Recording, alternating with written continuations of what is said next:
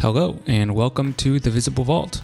I'm John Paul and I'm the keyboard division head here at the Visible Music College. In today's video, I'm going to give you guys a brief introductory tutorial into Ableton Live's session view. So for those of you who are new to the program or if you're a beginner, hopefully this will be helpful for you. Alright, so looking at my screen, you see session view. And this is what Ableton gives you first when you open the program. And it kind of looks like a matrix or a grid, but it's organized into these vertical columns and then these horizontal rows, and then even more detailed, your empty boxes here. So let's talk about these three real quick. Your vertical columns are tracks. Now there are different types of tracks. You have MIDI tracks. So this is a MIDI track. This is actually a MIDI track. You've got audio tracks. So here is an audio track that I've renamed and another audio track. Here's a track I made for the microphone that I'm currently speaking into. You also have return tracks here. These can also be called sends or bus tracks. There are various uses for them. And then on the far right, you have your master track. Now, in general, especially when you're starting out, everything in your program is going to be sent to your master track. Okay. There are plenty of exceptions to that. There are other ways, other workflows, and other configurations. And depending on the application that you're using Ableton for, such as running tracks with click and guide, there's going to be other routing options. But in general, everything in your project is going to be sent to your master track. Now, I can add a track by right-clicking in this empty space, and I can insert an audio track or a MIDI track or a return track, and then there are shortcuts for those options. My scenes are labeled in a numbered list in my master track. Scene 1, Scene 2, Scene 3, and so forth. Each of these scenes has a small play button that allows me to trigger the entire row, if you see that. So right now, Scene 1 has a few clips in it, and then scenes 2 and 3 and 4 and so on are all empty. Now, if I clicked that play button on scene 1, it would trigger these 3 clips. But that brings me to these boxes. And these individual boxes are called clip slots. And in these slots are where you actually put your clips. So your audio loops, your audio samples, or your MIDI clips, depending on what kind of track it is. Real quick, I'm going to go down to this section here. If you're following my mouse, this is your routing section. So if it's a MIDI track, you can route your MIDI information. You can route the path that it takes. There's some monitor options. And the same with your audio. You can route where you're getting your input and where you're sending your audio to. Below that is your sends dials. These dials, A and B, coincide with your return tracks over here. And then below that is your mixer section. Here you've got faders. It's really just like a digital mixer. You got faders. You can mute your track and unmute it.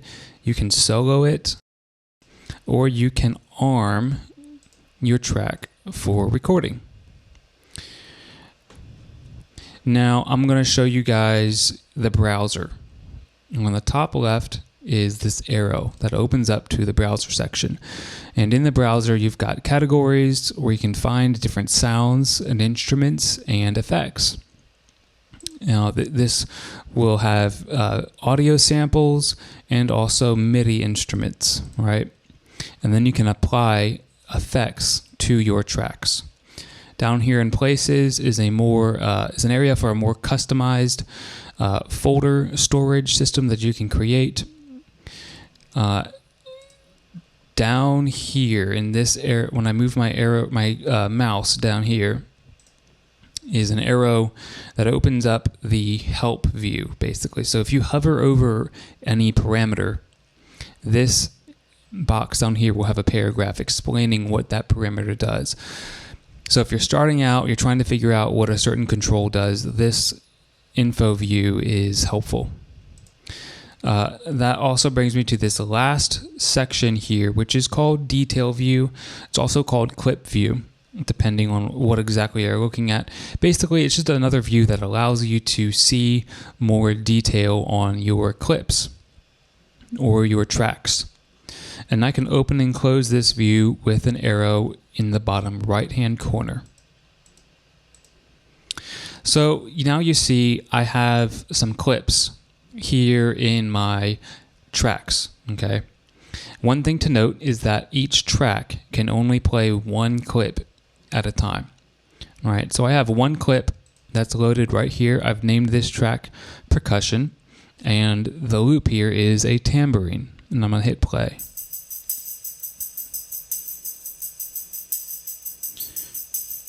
And then I can hit stop to stop the recording. If I go over to my drums track, I can individually trigger this drum loop by hitting play.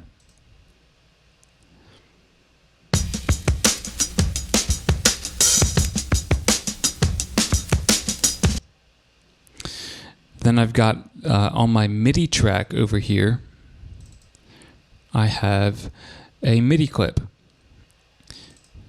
Now, MIDI tracks are a little more complex because you have to first insert a MIDI instrument to the track before you actually hear anything. And then you have to click, I could double click on a slot to insert a MIDI clip.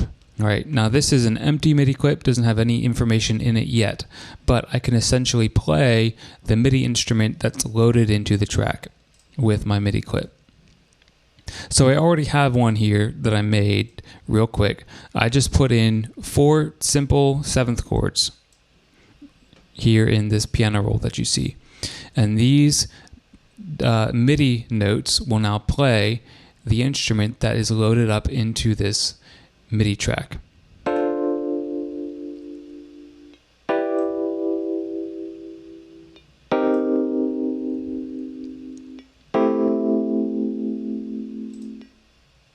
Right, so you hear that simple 4-chord progression there that is in that MIDI clip.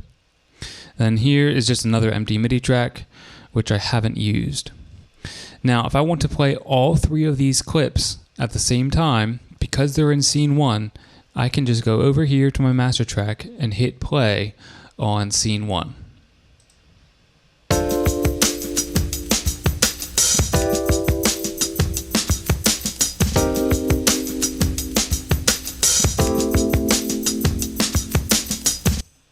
And then I can hit stop down there, or I could hit stop up here. As you use the program more, you'll become more familiar with how these play and stop buttons work. Right now, all the empty clip slots have a stop button in them. But when I put a sample or a clip into that slot, then it turns into a play button. In the same way, I've got another stop button in my master track down here. So this stop button will just simply stop every single clip that's playing in session view. Then you've got your more global play, stop, and record buttons at the top. So now I'm going to show you guys how do you actually add these clips into these tracks. It's actually very simple. So this is under categories, sounds. This is a MIDI instrument called EP Faceplant. It's actually one of my favorite keys MIDI instruments that Ableton has. And you can simply click and drag into your MIDI track. And now you've loaded your MIDI instrument into the track. And that's what I've already done with this MIDI track right here. I just clicked on this instrument and dragged it into the track. All right, it's really that simple. The same thing happens with your audio tracks. So for this drums track, what I've done is I've found a drum sample, and all I've done is you just click and drag.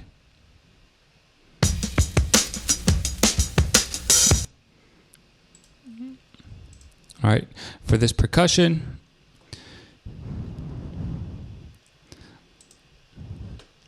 I've gone to this sample, and all you do is click and drag into the particular clip slot that you're looking for.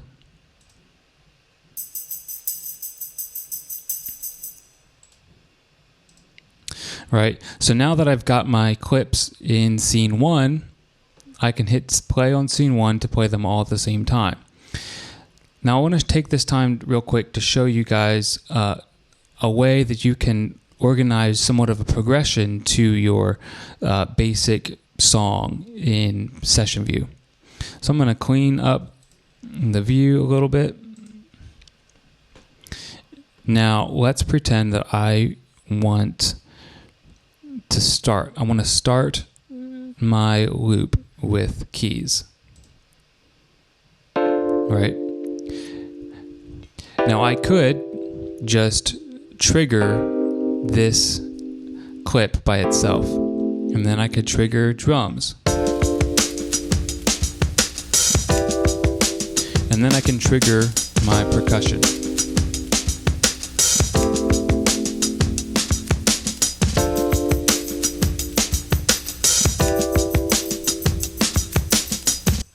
Right, and so you start to hear a progression to that loop. So instead of all of it just coming in at once, it has kind of a flow to it. It's got an intro somewhat, and then it builds on itself, right? So that's one way you could do it, by just triggering each clip by itself. Another way would be to use the scenes themselves as a progression. So scene 1 is just my keys loop. Scene 2, I'll add my drums, and then scene 3, I'll add my percussion. Now I'm going to do this, I'm going to play through scene 1, scene 2, and scene 3, but you'll notice that something happens.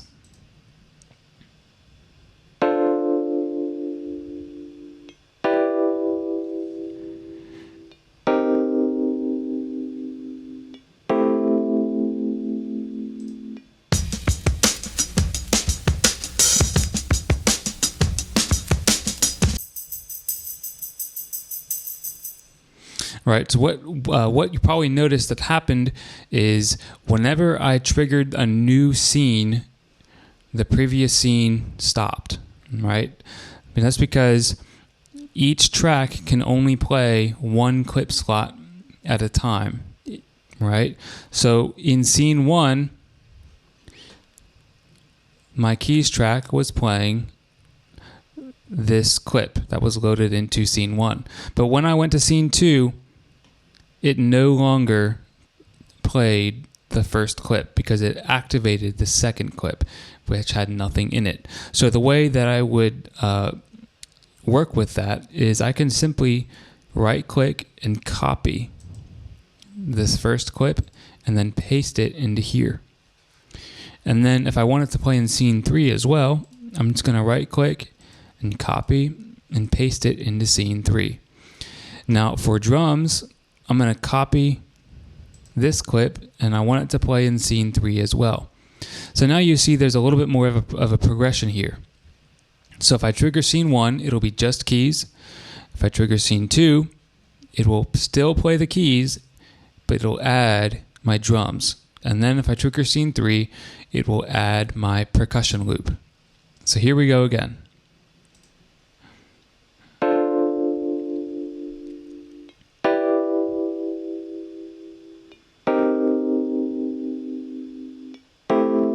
And then scene 2.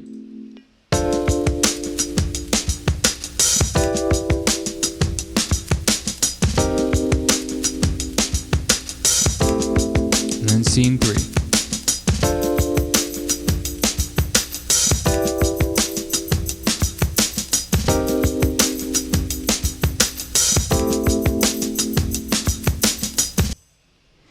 And there you go. There is a simple loop and a simple way to start playing some music in Session View.